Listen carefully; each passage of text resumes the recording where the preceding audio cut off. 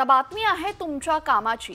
ATM मधून रोख रक्कम काढणं आणि बॅलन्स तपासणं आता महागणार आहे। 1 मे पासून एटीएम मधनं पैसे काढताना अतिरिक्त शुल्क द्यावं लागेल।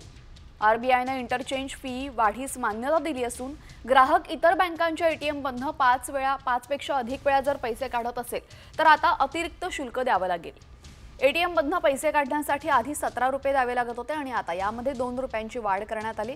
त्यामुळे आता 19 रुपये तुम्हाला द्यावे लागतील। तर एटीएम मधनं पैसे काढणं आणि बॅलन्स तपासणं आता महाग होणार आहे। रिझर्व्ह बँक ऑफ इंडियाची एटीएम इंटरचेंज फी वाढण्यास मान्यता। 5 मोफत सेवांनंतर रोख रक्कम काढण्यासाठी आता 19 रुपये शुल्क।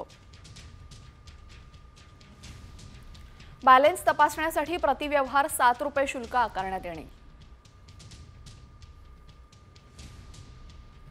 आणि शुल्क वाढीचा नवीन नियम 1 मे 2025 पासून लागू होणार आहे।